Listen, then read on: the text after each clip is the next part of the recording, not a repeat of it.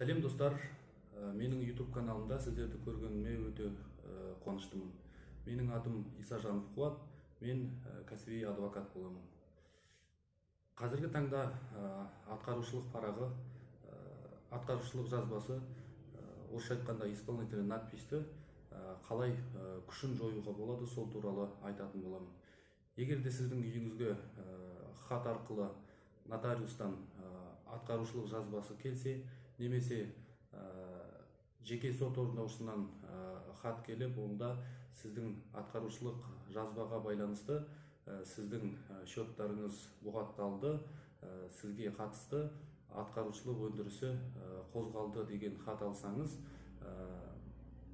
оны қалай күшін жою керек екенін осы видеода айтатын боламын. Бірінші кеңес, ондай атқарушылық қағазын алғаннан кейін бірден сот орындаушысына жүгіріп барып, жаңағы қарыздарды жабуға ұмтылмауыңызды сұраймын. Себебі жаңағы микроқаржылық мекемелер, жаңағы микроқарыздар бойынша осындай мүмкіндікті пайдаланып, қарыздың көлемін бірнеше мәрте үлкен көлемде өсіріп жіберуге тырысады. Сол себепті қарызды бірден төлеу қажет емес.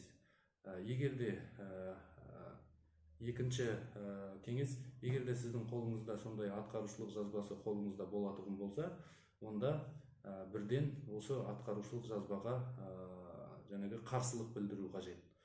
Возражение деп айтылады орысша.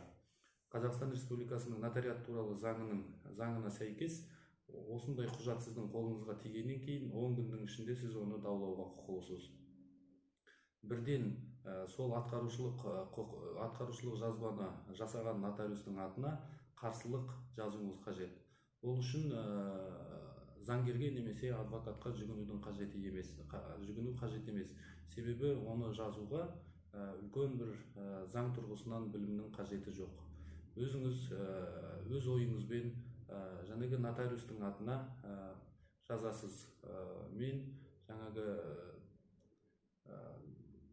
қарыздың көлемімен өндіріліп отырған сонымен келіспеймін. Сол себепті жаңағы атқарушылық жазбасының күшін жоюыңызды сұраймын деп жазасыз.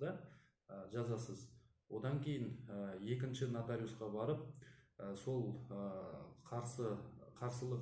жазбаша қарсылығыңыздағы өзіңіздің қолыңызды бекітесіз. Себебі атқарушылық жазбаны жасаған нотариус жаңағы борышкер, яғни қарызды өндіріліп отырған тұлға сол қарсылыққа өзінің қолы қойылғанын және сол кісіден келіп отырғанына көз жеткізу керек.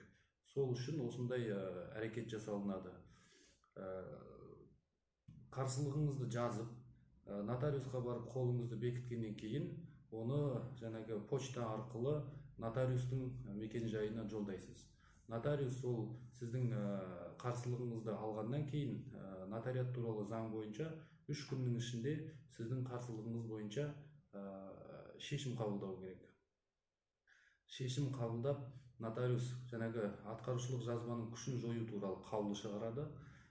Көпшілік жағдайда осы жаңағы микрофинансовый мекемелер, микроқаржылық мекемелер қарыздың көлемін өте үлкен мөлшерде өсіруіне байланысты нотариустар көп жағдайда осы атқарушылық жазбалардың күшін жояды.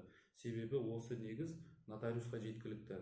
Ал егер де нотариус атқарушылық жазбаның күшін жоюдан бас тарту туралы қаулы шығарса, онда Қазақстан Республикасының азаматтық процестік кодексінің талаптарына сәйкес 10 күннің ішінде сіз нотариустың әрекетін сот арқылы даулай аласыз. Бірақ та бүгінгі біздің бейне жазбаның тақырыбы ол болмағандықтан, осы жайында келесі бейне баянда мен тағы да талқылап айтуға дайынмын. Сол себепті ары қарай жүреміз. Егер де нотариус сіздің қарсылығыңыз бойынша атқарушылық парақтың күшін жою туралы қаулы қабылдаған болса, және де сол қаулыны почта арқылы немесе басқа да электрондық почта немесе WhatsApp желісі арқылы қандай жолмен болса да сізге жолдап, сондай құжат сіздің қолыңызда болатын болса, онда үшінші қадам жасайсыз. сол жанагы аткаруучулук парактын аткаруучулук жазманын күчүн жоюу тууралуу кабылына алып, жанагы сизге катысты аткаруучулук өндүрүшүн козгогон сот орундаушунун атына кат жазасыз. Хатты да өз колуңуз менен, өз оюңуз менен жазасыз. Сол сот орундаушунун атына, өзүңүздүн атынан келесидей маалымет көрсөтөсүз. Жанагы аткаруучулук өндүрүштө, мага катысты аткаруучулук өндүрүштө козгоого негиз болгон осундай нотариустун аткаруучулук жазбасынын күчү осундай кабыл менен жоюлду. Сол себепти мага катысты козголгон аткаруучулук өндүрүштү кыскартып, менин барлык счеттарымдан бугаттауду шешип, жылжымайтын жана жылжыйтын мүлүктөрүнө де коюлган бугаттауду шешүүңүздү сураймын деп жазасыз. Эгерде сиздин колуңузда сондай аткаруучулук жазбанын күчүн жоюу тууралуу кабыл боло турган болсо, заң тургусунан бул сот орундаушуга аткаруучулук өндүрүштү кыскартууга заңдуу негиз болуп табылады. Ондай кужат болсо, сот орундаушусу аткаруучулук өндүрүштү кыскартуудан баш тартууга кукугу жок. Сондуктан осундай өзүңүздүн күчүңүзбен жай гана 3 кадаммен осундай аткаруучулук өндүрүштүн күчүн жоюп, өзүңүздүн жанагы эсеп счеттарыңызды ашып алууңузга болот. Эндиги айтатыным бул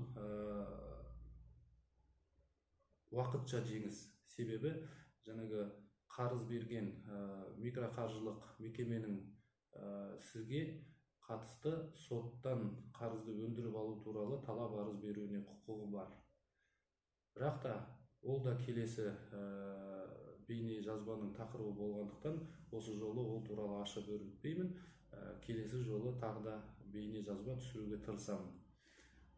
Эгер сизге осы бейне баян унаса, жанагы лайк басып, менин каналыма тиркелип, астыдагы пикирге өзүңүзгө кандай сурактар өзүңүздү кандай сурактар мазалайды, кандай сурактар кызыкты, сол сурактарды жазып калдырууңузга болот. Ары карай мен сиздердин жанагы сураныстарыңа сайкес так да осундай кеңестик бейне баяндар түшүрүүгө тырышам. Рахмет, сиздер менен болгон адвокат Болот Исажанов.